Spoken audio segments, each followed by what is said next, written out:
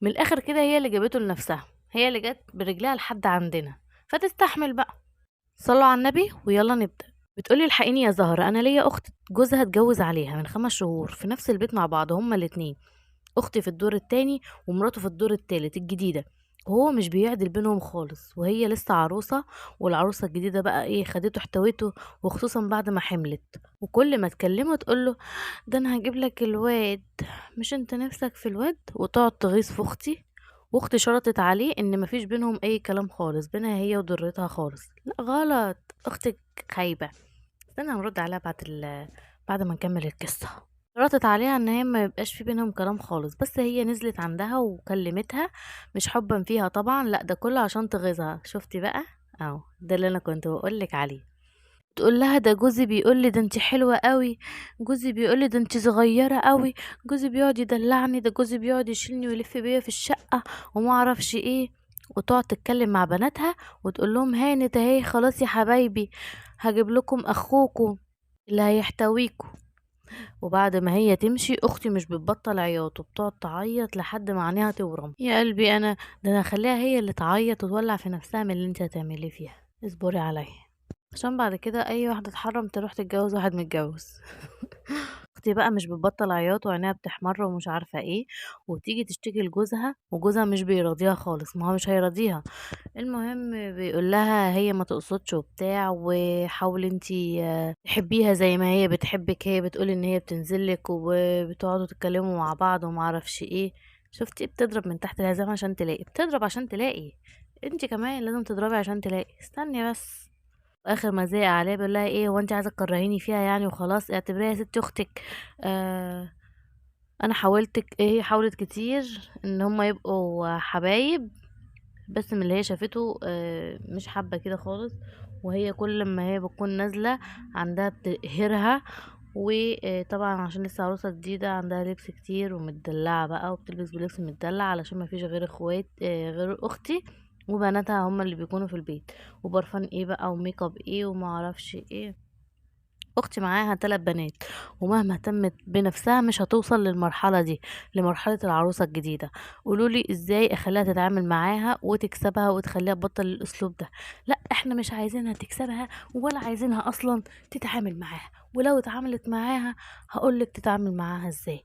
مبدئيا كده احنا هنجيب الراجل الاول. يعني ايه نجيب الراجل الاول؟ مش انت رحت اتجوزت حبيبي؟ اه اتجوزت. يبقى اطلع عين امك، تعالى حبيبي. بابا احنا عايزين، بابا احنا عايزين، بابا احنا عايزين. ده البنات هما اللي يقولوا يا بابا ده احنا عايزين كذا، بابا ده احنا عايزين كذا، بابا ده احنا عايزين كذا. دي حاجة.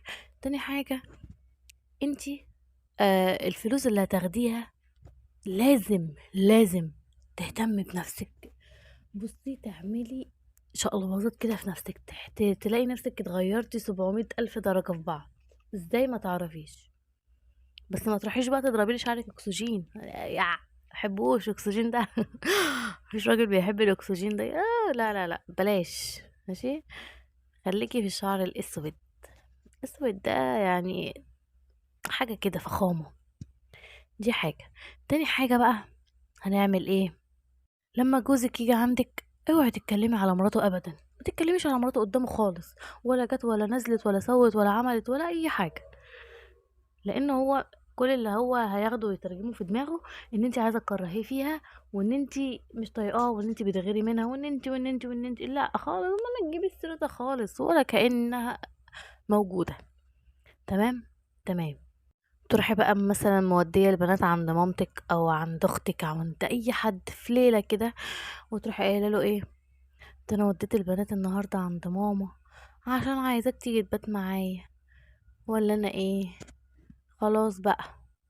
ولا انت مش عايز تعدل بينا ولا ايه يا راجل؟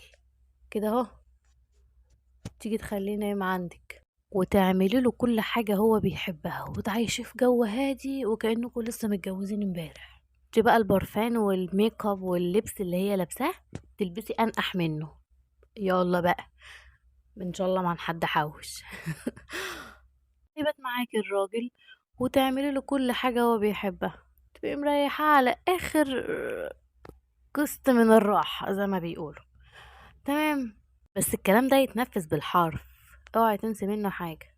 تاني يوم برضه وهو جاي من الشغل طلع بقى عندها، اتصل عليه: الحقني يا حنكش، تعالى لي بسرعة. ايه اللي حصل؟ هينزلك بقى. وحشتني قوي يا راجل. ايه هو مش ده بيتك برضه؟ مش تعدي تسلم؟ وراح بقى ايه، مشقلطاه. اقعد يا حبيبي اتغدى. يقولك لا، ما أنا لسه واكل فوق. ياه، يعني انا طبيخي ما بقاش يعجبك؟ لا والله، ما انت كاسف ايدي، لازم تاكل لازم تاكل والله، ما ينفعش كده يا حنكش. المهم تاكليه وتخليه بقى ايه زي البطه. اعمل لك كوبايه شاي، اجري واعمل لي كوبايه الشاي. وبعدين هتلاقيه هيقولك انا طالع انام فوق. فوق في ايه يا راجل؟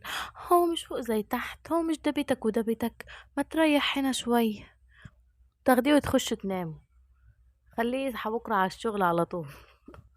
مش هي اللي عايزه تتجوز راجل متجوز؟ هي اللي جت على سكتنا، فخلاص دام جت على سكتنا تستحمل لسعتنا بقى. هو ده كده، ده نظامنا. وبرضه تكوني لابسه اشيك حاجه عندك، وتنزلي بقى، يعني سيبك من الحاجات اللي في الدولاب اللي مركونه بقى من ايام سيدي حطبه ده ولا مش عارف ايه، وتروحي ايه، تنزلي تجيبي لك شويه لانجري كده. يعني متدلعين متدلعين. ده جوزك يا اما، ما فيهاش حاجه يا اختي. بس وتفضلي ماشيه على هذا المنوال. احنا عايزينه هو اللي يقلب عليها، مش هي اللي تخليه هو يجي يقلب عليكي. لا يا امي، فكري ازاي تكديها. فكري ازاي انت اللي خدتي مني جوزي. لا يا حبيبتي، ده انا هرجعه وانا حاطه رجل على رجل. وشوفي بقى يا حبيبتي، بلا واد بلا بيت. ويمكن ربنا آه هاش يعني بالواد اللي عماله تقول الواد الواد الواد. واد ايه يا ام واد؟ هو دلوقتي بقى في زمن الواد والبت؟ وعلى فكره اللي بيفكر في التفكير ده انسان اصلا ايه ده، راجعي قوي يعني. كل دي حاجة ربنا، وكل ده ارزاق من ربنا. في ناس ما بتطولش لا بنت ولا ولد، ولا بيطول ضفر عيل، فيحمد ربنا ان هو معاه 3 بنات. واد ايه؟ والواد هيجي يعمل له ايه اصلا؟ بس هو تفكير متخلف بس وخلاص. المهم ما تنسيش اي حاجة من اللي انا قلتها لك دي، اوعي تنسي اي حاجة. وبس. هتوحشوني القصة الجاية.